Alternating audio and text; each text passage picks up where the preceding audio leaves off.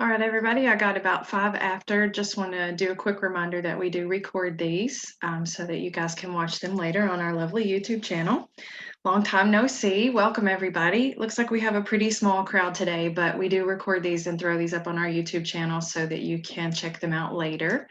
Just a really quick update. Did want to not flood your inboxes today and just let you know that we did have a second staff positive. So that is two positives. It is a mother-daughter combo at our community, and they have both been outside of the community now since Sunday evening and Monday morning, and they are both quarantining at home. We did do a full house testing of all of our residents. They are all negative, which is great news. And keeping with the COVID protocols for the state and the CMS, we will do a full house testing again on Friday to check to make sure all of our residents are still negative, fingers crossed. And as you guys know, we do daily screening. We screen our residents about 3 times a day. So we're checking their temperatures and their pulse ox, which tells us if their respiratory systems are working the way they should be, which is good news. So we do that screening 3 times a day for our residents, 2 times per shift for staff members, and that gives us a really good idea of if we should be worried or not about our residents. And so far, there is no worry, which is really great news, and they are able to continue with their phase dining and bingo at 3 o'clock, which is extremely important. I'm going to click through these slides really quickly. Of course, the CARES funding has run out, so we are no longer getting tested twice weekly from a lab, which does the PCR tests. We are doing point of care testing at the community with probable cause and or as frequently as the CMS suggests for current outbreak, which is not an outbreak, or positives inside the community. So we are taking care of that in-house right now. And our staff is doing the PCR tests from the lab every other week, which is what has been recommended from the CMS for the lab tests. So our vendor is still coming every other Tuesday to test all of our staff members. And if we have a concern for a resident, they will test our residents as well. Madison County's current Kentucky positivity rate as of yesterday was 54.2. So I'm happy to report that that is coming down from earlier in the week. It was closer to 80. I think it was around 79 earlier this week, and it has come down drastically. Yesterday, it was 60.4, I believe, if I remember that correctly. And then today, it's even farther down at 54.2. So we are coming down. We are getting closer to indoor visitation, which is, I know, what all of us are looking forward to. The Center for Medicare Medicaid Services positivity rate for Madison County is still 14.9%, which is also red. And as we know, Kentucky's red is anything over 25%, and the CMS red is anything over 10%. So if we're in the red, we have to suspend indoor visitation for our residents, which is painful. It's as painful for you guys as it is for them, and it's pretty painful for us to watch as well. So we certainly want you guys to continue wearing your masks in the community, use your hand sanitizers, all those good hygiene things that we're all doing now more frequently than we were doing previously.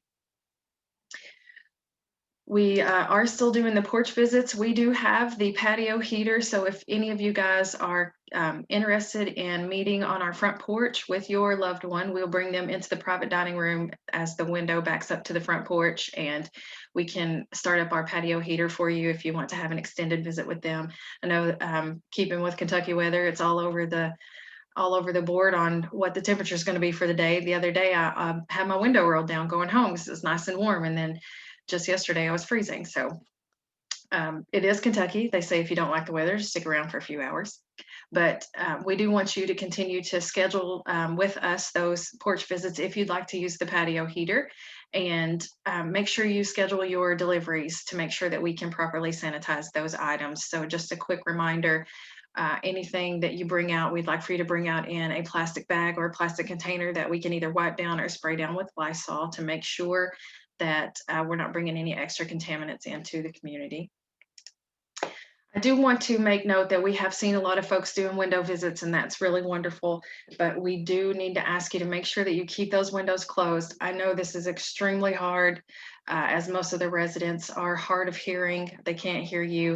But if you have them open the window and the window's open and there's only a screen between the two of you, it's basically the same as just being in close proximity with each other. So it is still spreading pretty rapidly, and we know that there is a new mutation that everyone is watching. So we want to just make sure that you understand the importance of keeping your loved ones safe and keeping that window closed during your visits. I know it stinks. I wish there was something I could do, an invention I could make that would make it all go away. But we're hoping, that vaccine will take care of that for us. But in the meantime, let's just continue to be as careful as we can and follow those guidances that have been set forth for us by the CDC to make sure that we can mitigate the risk of exposure and not spread this contaminant. So we did do our round 1 vaccine clinic on the 6th, and I wanted to say again, thank you so much. I know we haven't connected since before then. I want to say thank you so much for everyone that brought their loved ones information in. The clinic was very organized and very well ran, and Walgreens was really impressed. I didn't expect any less from Miss Tasha, who is our clinic organizer for pretty much any clinic that we do here. She takes care of all that, and she is on top of things. So want to say thank you to you guys for helping us with that. And also wanted to just give a shout out to this pretty lady, Miss Tasha. As you guys all know, she's our healthcare coordinator, and she was instrumental in putting together this clinic for us, as she does with everything else. She really does work very tirelessly to implement all these safety protocols that we have in place. And there's new ones pretty much that come down every day, sometimes still every hour. She is on top of that. Just just for the safety of the residents, as she calls her residents as well. She treats them all just like family, every single resident that we have. And I just can't say enough good things about her and her dedication and her continuing to really look out for the most important thing that we all have here, uh, this interest that we all have here, which is our residents and the safety of our residents. So thank you, Tasha. I think you might be out there watching. We love you dearly, and we think you're awesome. Round 2 is scheduled for next Wednesday, the 27th at 3 o'clock. Last couple weeks ago, I'm sorry, when they came, they actually showed up really early, and we were on top. Tasha was so on top of it that we were ready, and they came in at 1 and we were done by like 2 o'clock. So that was really awesome. Not sure if they'll show up early this time or not, but our scheduled time is 3 p.m. We actually have utilized the information that you all have provided us the last time to fill out those vaccination consent forms for the second round, and then we'll have your loved ones to sign those but right before they receive their second round of shots. I am happy to report that we didn't have any adverse side effects, nothing to even be scared about from the first round of vaccines. Most of the staff members, myself included, reported the worst part was just that our arms got sore and stiff a little bit. We didn't grow any extra appendages or anything crazy like that. I don't feel like I'm microchipped other than this thing that I'm connected to most of the time. I think all of us are. So really, really happy that our residents took it really well. Of course, we are going to continue to talk to our staff members about the side effects that we need to look out for, because it's kind of the common knowledge that out there that the potential for the adverse side effects will come a little bit more harshly for round 2. So we will educate our staff members on what to look for, and make sure that they know on the day that the second round of vaccinations happens, which residents have been vaccinated and what to look out for. And now just a little bit of a personal endeavor. We are accepting donations for Valentine's care package for the troops. This is something that we do every year. Our staff members love to put this together. This is our picture from last year. We do have a sister, I'm sorry, not a sister. It would be more of a vested interest in an ammo troop, because I'm from a Air Force family. So my soon-to-be stepson is a third generation Air Force, so we're really proud of the Air Force folks. And we do have a troop that we follow that loves to get care packages from us. So there is an Amazon wish list out there for any of you guys who would want to make a donation. You can open your phone's camera and scan that QR code, and it will take you right to that list. It has some pretty fun things on there, some food, some snacks, and some card games and different things like that that they've requested, listed on that Amazon list. So if you guys are interested, that would be awesome if you would donate.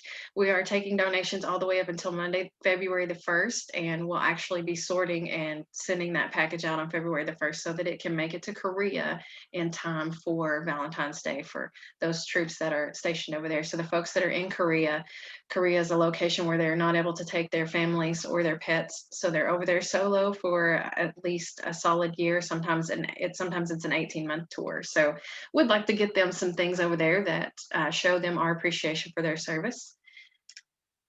We also are going to be doing candygrams this year for Valentine's Day. This is a new venture from Miss Gina Gray, who has been promoted to the Life Enrichment Coordinator position at Arcadian Cove. Keep a lookout on our Facebook page for that formal announcement.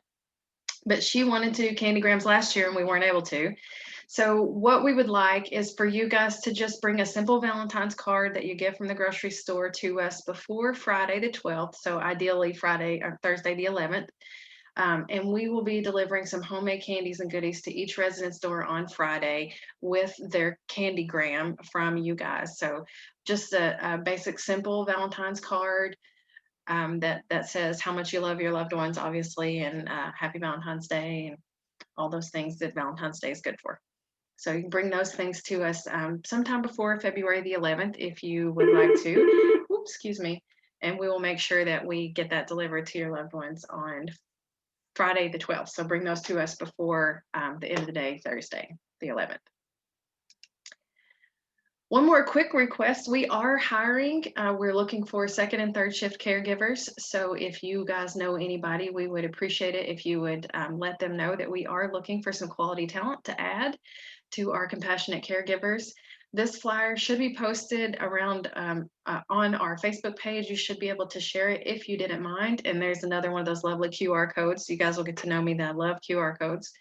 You can just open your phone's camera and scan that, and it takes any applicant directly to our online application process. So if you could help us spread the word, that would be awesome. And I think that's about it I have for today. This was last year's King and Queen for Valentine's Day. That's Miss Sheila Inslee and the late Mr. Glenn Sandifer. We certainly miss him. He was definitely a light to Arcadian. Loved to argue with me, but he was also the first person to sing my praises. So really miss that man. The next call that we have, we do like to rotate these calls and do one at noon and then one at 6 p.m. so that everybody can get on when they can. So the next call that we have will be next Thursday, the 28th, and we'll be having that at 6 p.m. I'll send out an invitation for that as well, so you guys will be able to hop on. And at this time, I'm going to hush and give you guys an opportunity to ask any questions that you might have. So if you have any questions for me, comments, concerns, anything like that, just feel free to unmute yourself and talk away.